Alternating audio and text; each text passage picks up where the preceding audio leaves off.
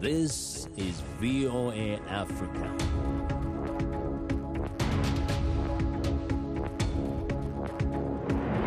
Hello, I'm Esther Githui-Ewart. It's Monday, February 22nd. This is Africa 54. Due to the global outbreak of COVID-19, Voice of America is taking every necessary precaution to safeguard its employees. So our broadcast will look different today and in the near future as we, out of an abundance of caution, reduce our staffing at VOA headquarters here in Washington. We're working to help keep you informed about what's going on, and we appreciate you staying with us on Africa 54. We begin in West Africa, where a small Nigerian Air Force passenger plane crashed just outside Abuja airport after reporting engine failure on Sunday, killing all 7 people on board. According to the Air Force, the plane was on its way to the city of Minna, 68 miles northwest of the capital. An Air Force spokesperson said the aircraft crashed while returning to the Abuja airport after reporting engine failure. The chief of the Air Force has ordered an investigation into the accident. President Muhammadu Buhari, in a statement, sent his condolences to the Air Force and families of the victims, saying he was deeply saddened by the fatal crash. In a scrambler just outside the airport perimeter, dozens of military and airport officials picked through the charred remnants of the fuselage as fire engines and ambulances stood by. The Air Force did not provide the identities of those killed in the crash. The Italian ambassador to the Democratic Republic of Congo and a military policeman traveling with him have been killed in an attack on a United Nations convoy in eastern Congo, according to a statement by the Italian Foreign Ministry on Monday. The convoy was attacked near the town of Kanyamahoro at around 10:15 a.m. local time and was part of a kidnap attempt, the Virunga National Park told Reuters. Many armed groups operate in and around Virunga, which lies along Congo's borders with Rwanda and Uganda, and they have repeatedly attacked Virunga Rangers. Niger began counting the votes on Sunday night in the presidential runoff that will usher in the first democratic handover of power in the country's history, according to an election official. The electoral process was marred by the death of 7 poll workers who were killed on Sunday when their vehicle struck a landmine. The poll workers were being driven to their polling stations in the rural commune southwest of the country. Security was at the heart of the political campaigns for both candidates, Mohamed Bazoum and ruling party candidate, and Mahamadou Ousmane, the opposition leader, and former Niger president who was ousted in a military coup in 1996. Election workers began to count ballots shortly after polls closed at 7 p.m. Sunday. Results are expected by Friday, February 26. The Democratic Republic of Congo has started vaccination program against the Ebola virus disease in North Kivu province, hit by a new round of Ebola outbreak. The vaccination program that started on Monday has inoculated 92 people, but the number of infections and close contacts is still rising quickly. Up to date, a total of 551 high-risk contacts have been detected. So far, the DRC still has 8,000 doses of Ebola vaccine in storage, which were preserved during the last outbreak in 2020. The province has identified 4 confirmed cases, 2 of whom have succumbed to the disease from February 7th, according to the local health authority. The United Nations Central Emergency Response Fund has allocated $15 million to support the epidemic response in Guinea and DRC, as well as preparedness in neighboring countries. The start of a vaccination campaign against Ebola in southeastern Guinea has been delayed by a day. The vaccines did not arrive in the country on Sunday due to bad weather, according to health authorities. The start of inoculations in the Nzerekore region, where an outbreak of the deadly virus was declared last weekend, is now expected on Tuesday rather than on Monday, according to the National Agency of Health Safety. A flight carrying the 11,000 vaccine doses was due to arrive on Sunday from Europe, but was unable to land in the capital, Conakry, which is experiencing heavy dust from brought by winds from the Sahara Desert. Guinea has recorded 4 confirmed and 4 probable cases, including 5 deaths, in the first resurgence of Ebola since the 2013-2016 outbreak. The head of the World Health Organization has urged Tanzania on Sunday to share information on its measures to combat the coronavirus pandemic, saying the authorities there had repeatedly ignored his requests. President John Magufuli's skeptical approach towards COVID-19 has caused alarm among WHO officials. A government spokesman told Reuters on February 12 that Tanzania had controlled the outbreak, but it stopped reporting new coronavirus infections and deaths in May last year. At the time, it had registered 509 cases and 21 deaths. WHO Director General Tedros Adhanom Ghebreyesus said on Monday that Tanzanians testing positive for COVID-19 abroad underscored the need for Tanzania to take robust action, both to safeguard their own people and protect populations in these countries and beyond. Tanzanian government spokesman Hassan Abbasi did not respond to a Reuters message seeking comment on Tedros' remarks. U.S. President Joe Biden pledged $4 billion to the World Health Organization's COVAX plan, designed to help provide COVID-19 vaccines for 92 low and middle-income economies around the world. During Friday's virtual G7 at the Munich Security Conference, Biden championed U.S. involvement in international alliances. VOA's Patsy Widakuswara has more.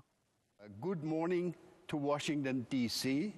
U.S. President Joe Biden made a virtual appearance before the Munich Security Conference, where his embrace of international alliances marked a reversal of his predecessor's America First foreign policy approach. America is back. I speak today as President of the United States at the very start of my administration, and I'm sending a clear message to the world. America is back. The transatlantic alliance is back, and we are not looking backward. We are looking forward together. Biden outlined his administration's plans for addressing one of the world's most pressing challenges, the coronavirus pandemic, by committing funding to COVAX, the global initiative aimed at ensuring equitable access to the COVID-19 vaccine. Today, I'm announcing that the United States is making a $2 billion pledge to COVAX, with the promise of an additional $2 billion to urge others to step up as well. COVAX tries to address global vaccine inequality as wealthy countries build up stockpiles for their own populations. That's where COVAX has stepped in to really speak and negotiate on behalf of the countries who aren't able to do that, and to develop that really as a portfolio of vaccines. So in a way, it gives all countries a seat at the table through COVAX. To meet its target to deliver 2 billion doses to people in 92 lower-income countries by the end of 2021, COVAX will need to address not only the current lack of supply, but funding. COVAX said it needs $4.9 billion in addition to the $2.1 billion it has already raised. In a statement, the White House said that initial $2 billion comes from the $4 billion already appropriated by Congress in December for Gavi, the Vaccine Alliance, one of the co-leaders of COVAX. The rest will be allocated over the next 2 years, once other countries have donated as well. More than 190 countries have agreed to participate in COVAX. The Trump administration had opted out, in part because of the former president's decision to pull the United States out of the World Health Organization, claiming it was corrupt and unduly influenced by China. Patsy Widakuswara, VOA News. The United States is approaching the statistic of 500,000 deaths from COVID-19, the disease caused by the coronavirus. Vaccines and falling infection rates have increasingly given hope that life may soon return to normal. One contentious issue, however, is the reopening of schools. Michelle Quinn reports. About 40% of U.S. students have the option of in-person instruction 5 days a week, according to Burbio, a technology firm that tracks school reopenings. There's so much science out there that says that this is hurting kids, millions of kids in America right now that are not getting in-classroom learning every day. When he took office in January, President Joe Biden, a Democrat, set a goal of reopening kindergarten through 8th grade schools by the end of April. He is asking Congress for $130 billion to improve school facilities, hire more teachers, and make other changes to provide safer classrooms. Some teachers' unions say their members must be vaccinated and other measures taken before they will return to classrooms. The U.S. Centers for Disease Control and Prevention says that vaccinating teachers should not be a prerequisite for opening schools, and it sets out other conditions to get a classroom ready for in-person learning. The CDC is saying in order to be safe, there are a number of steps that can be taken. Vaccinating teachers is one of them, but having smaller class sizes, having kids more separated on buses, more PPE, more testing, facilities upgrades, those are additional steps that can be taken. Some lawmakers argue that school districts should be required to open in order to get money from the economic stimulus package that Congress is working on. But this idea that Washington should be giving out $100+ million of new money to schools and not even requiring them to reopen, that's an insult to those children who are demanding that they go back to school. According to the CDC website, cleaning and disinfecting are integral to reducing the spread of COVID-19. Guidelines also say administrators should work with teachers and staff to decide which aspects of cleaning and disinfection will be handled by teachers, teaching staff, and custodial staff. Michelle Quinn, VOA News. The United States has officially rejoined the Paris Agreement after the Trump administration abandoned the Global Climate Pact, saying it was too costly for business. VOA senior diplomatic correspondent Cindy Sain reports. The White House says the severe winter storm that has caused at least 47 deaths in Texas and a number of other U.S. states this week is the type of extreme weather event that climate change is triggering. Some families without power and water sought refuge in furniture stores and shelters. President Joe Biden said the U.S. can no longer delay joining the fight against climate change. This is a global existential crisis, and we'll all suffer the consequences if we fail. We have to rapidly accelerate our commitments to aggressively curb our emissions and to hold one another accountable for meeting our goals and increasing our ambitions.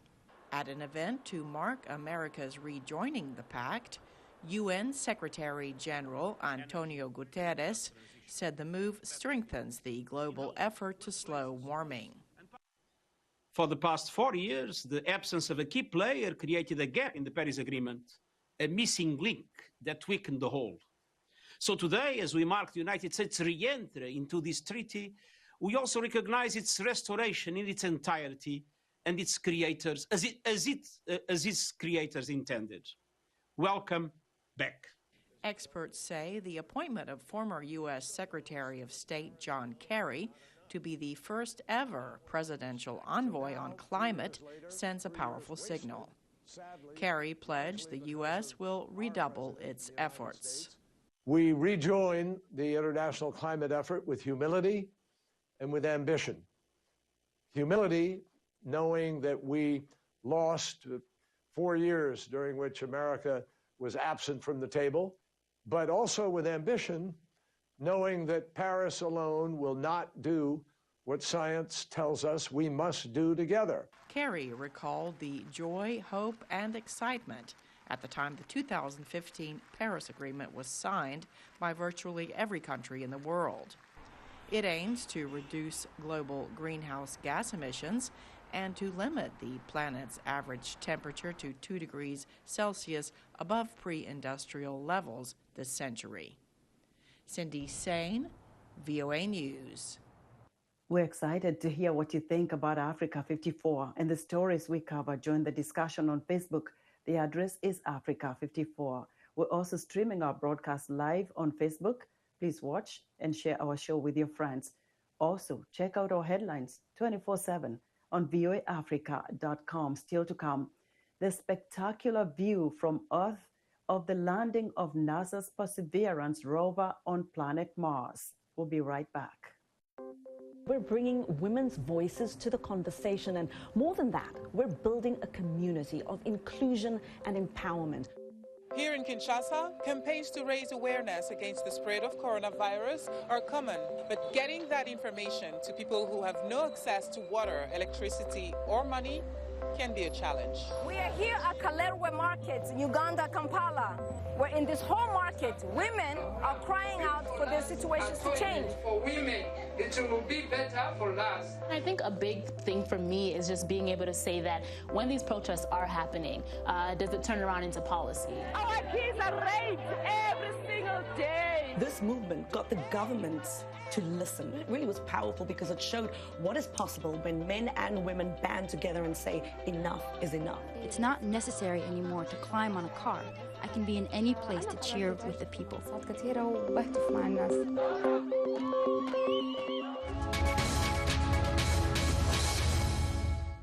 Welcome back to Africa 54. Britain's departure from the European Union following months of negotiations has affected trade in many industries, but fishing has been hit particularly hard by the break known as Brexit. Some in the business fear for their future due to an EU ban on the export of live shellfish from Britain. VOA's Arasha Basadi has our report. With Britain having broken away from the European Union, British fishermen say they are struggling to keep their businesses afloat. We thought we was going to carry on after Brexit. The markets supposedly was sorted, and they've slammed the door in my buyer's face. 65-year-old Tim Hurd is an oyster fisherman in the waters by the town of Falmouth. He's been doing this for 50 years. He's part of a group of fishermen known as the Oystermen of Fowl, who for generations have been fishing these same southwestern waters. But today, he says, the fishing business here is struggling. If I never had a bit of money in the bank and my wife wasn't working, I think we'd be out of an house, you know? It's that serious since Brexit? Yeah. There's people in here who turn to drink because of the strength of this. Don't know where to go, what to do, how to pay their bills. The waters here are called Class B, meaning that shellfish must be purified before consumption. It also means, because of Brexit, the shellfish here can't be sold to the EU's 27-member bloc. That has Martin Laity, owner of Sailors Creek Shellfish, demanding action. Get a move on, sort it out, get some stamina, get over to Europe, sort it out.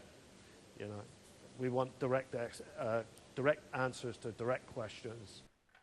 The European Commission says the ban is for health reasons. Fishermen say it's impractical. Those like Hurd, who is due to retire this year, are calling on the government to take urgent action to lift the EU ban. The uncertain future, he says, means retirement may have to wait.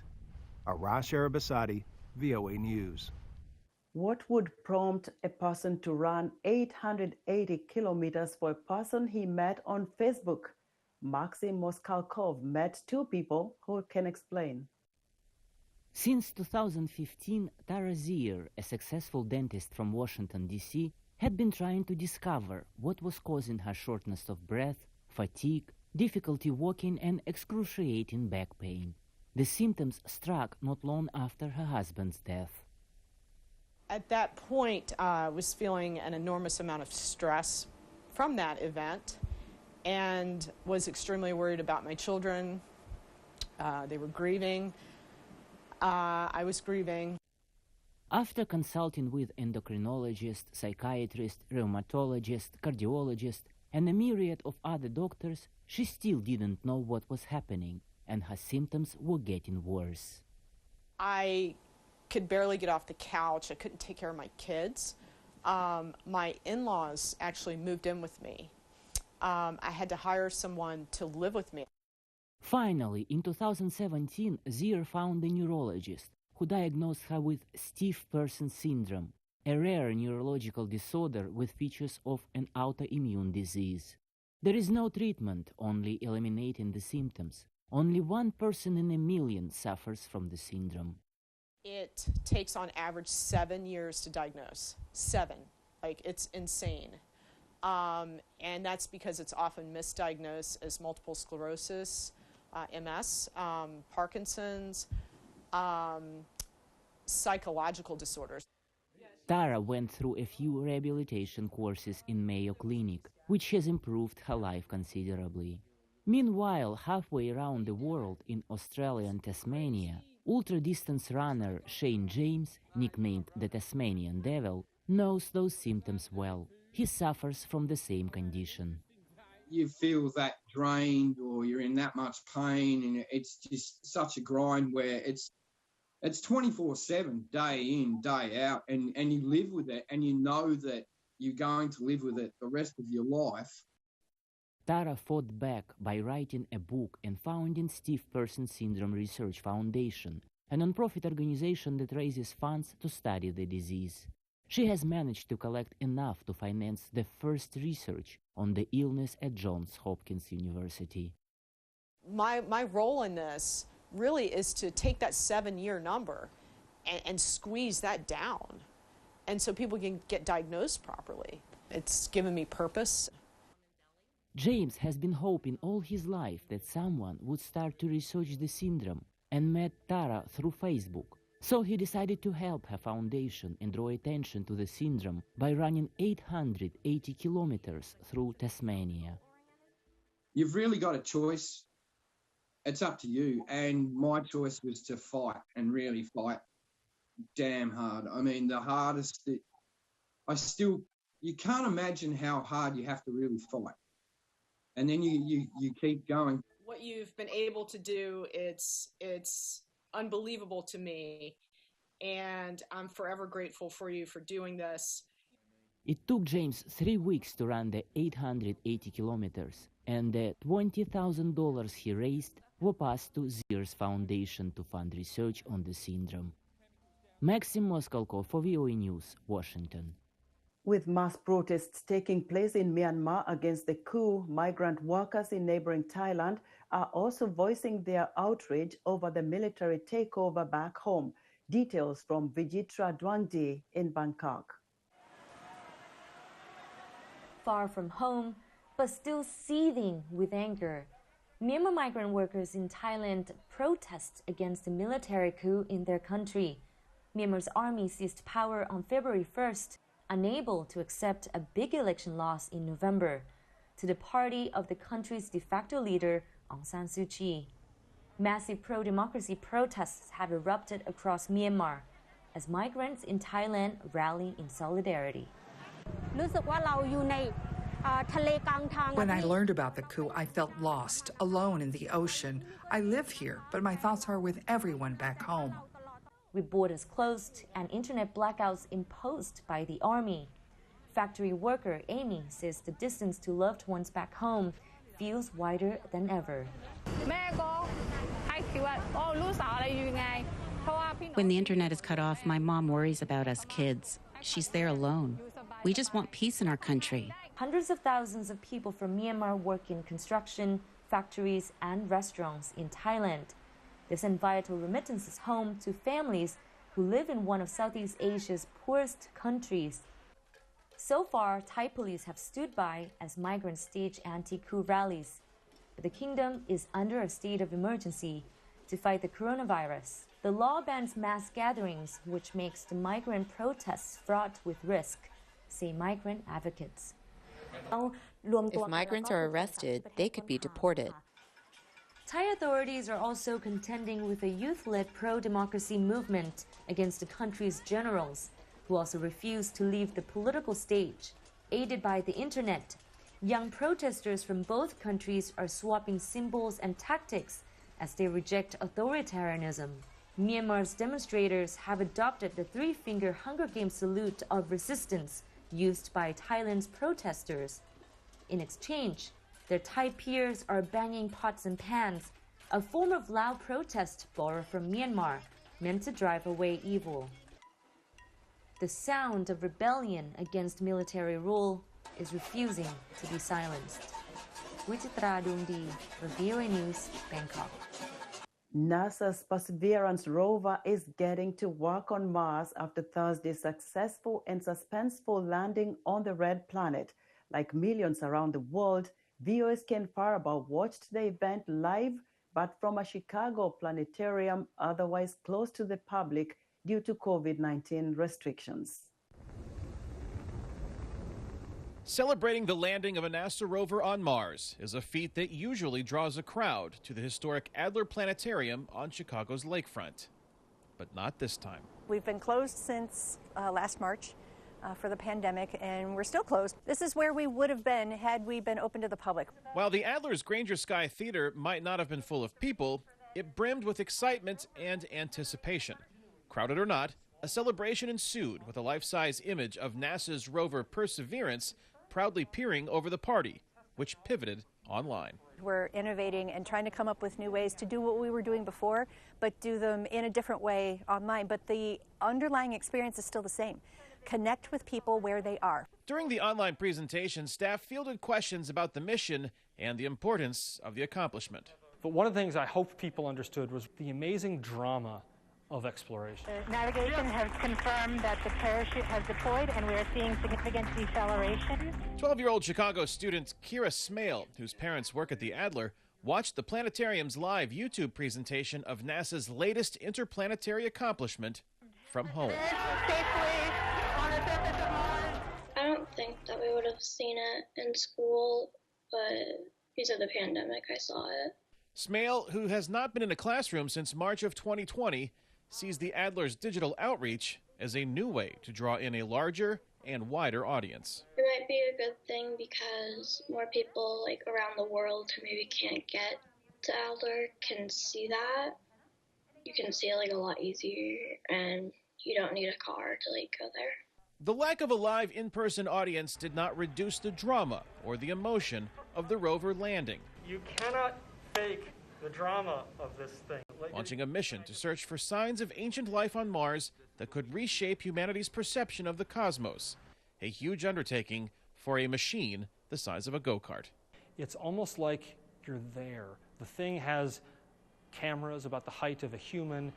It is going to be moving over the surface and taking pictures from a flying aircraft and taking pictures close down. It's almost as if you could imagine yourself walking across the surface. And that is why people are inspired to listen to these kind of programs and also learn about Mars themselves and come to places like the Adler. The Perseverance mission comes as NASA prepares to return crews to the moon. Among a host of other missions, Michelle Nichols is excited to observe from the Adler. There are unmanned spacecraft headed to the moon as part of Artemis later this year. So there's that. There's the launch of the James Webb Space Telescope. That's another major opportunity to reach folks.